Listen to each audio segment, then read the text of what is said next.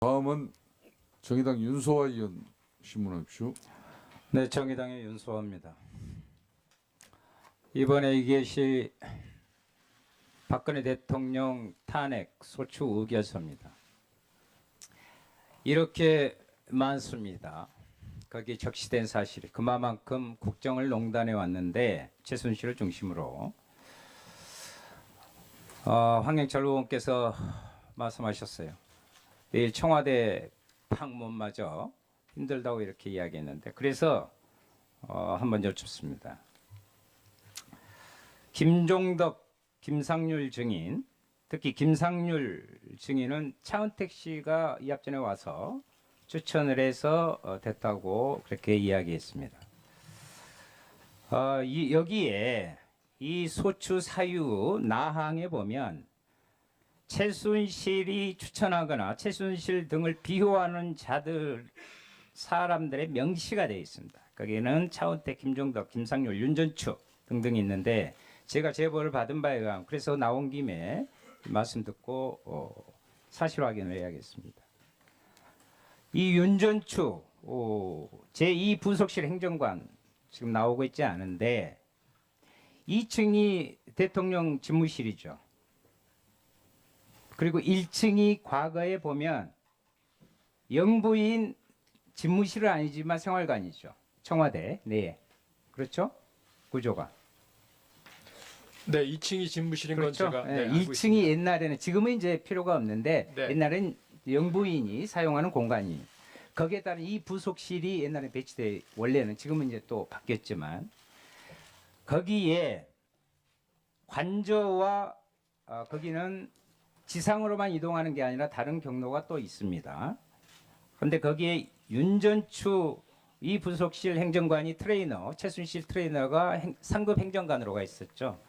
그런데 여기에 1층 옛날에 영부인 그 공간에서 최순실 등이 관저와 이 1층에서 직무 아닌 직무를 보면서 각종 비서관들을 불러내고 해왔다는 그런 부분에 대해서 본 적이나 있습니까?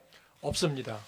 그런 정황을 전혀 모르십니까? 네, 전혀 모릅니다. 그런데 그러한 부분들에 대한 제보가 있다는 것을 말씀드리고 싶습니다. 다음에 윤전추 부분에 확인하도록 하겠습니다.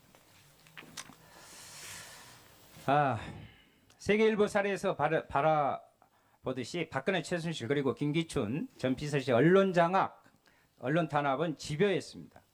김한균 참고인 그 MBC 시사교양고 PD 출신으로 지금 30년째 언론계에 몸담아 오셨는데 언론노조가 11월 21일 청와대가 공영방송 사장 선임에 개입한 비망록이 드러난 것에 대해서 박 대통령 그리고 김기춘 비서실장, 김성우 전 홍보수석 비서관, 최승중 방통위원장 등을 언론통제 직권남용 혐의로 검찰에 고발했죠?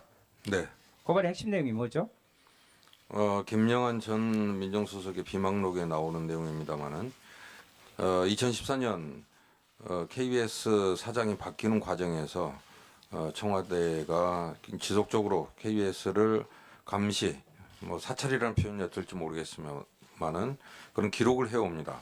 그러다가 청와대가 원하지 않는 사장 조대현 사장이 선임이 되자 우파 성향의 우파 이사들의 성향을 조사하라 하는 지시가 기록이 돼 있고요.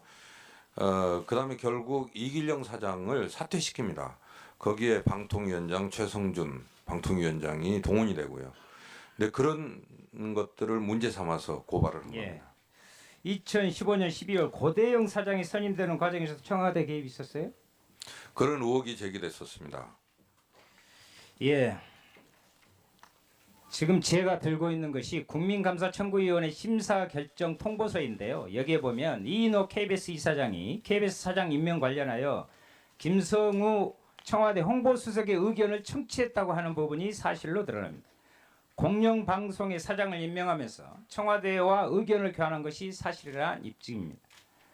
지난 11월 7일 MBC 보도국 게시판 뉴스계에서는 보도국장의 퇴진으로 시작합니다. 글이 올라왔는데 알고 계시나요? 네. 네. 그 이후에도 여러 건이 올라왔고요. 지금까지 한 30건이 올라온 것으로 알고 있습니다.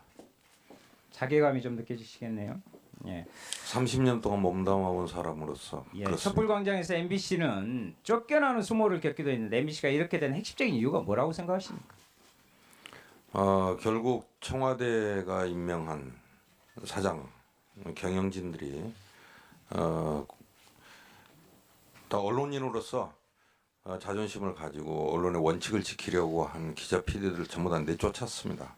예. 그리고 정부 비판 기사들을 전부 다 막았고요. 그런 것이 국민들의 분노로 이어졌다고 생각을 합니다. 박근혜 정부의 다른 언론 장악 탄압 사례 이 부분 간단히 좀.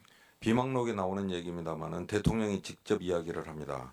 세계일보뿐만 아니라 시사저널, 일요신문 본때 보여야 된다, 발본색원해야 된다는 얘기가 있고요.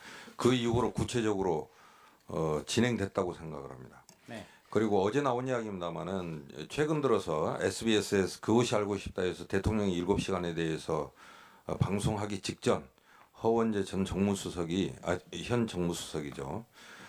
SBS에 집요하게 접촉하려 했다. SBS에서는 그것이 알고 싶다를 방송을 막으려 했던 거 아닌가 하는 의혹을 가지고 있습니다. 네.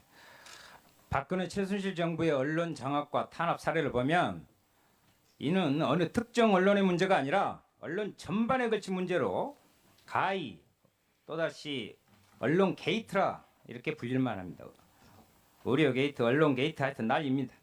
다음 청문회에 오늘 이름이 나온 고대영 사장 등 언론 관계자들을 증인으로 소환해 언론 게이트를 집중적으로 파헤쳐야 됩니다.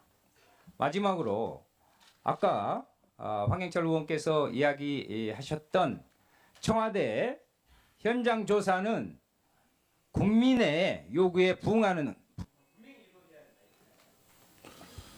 예, 윤소아 의원 수고했습니다.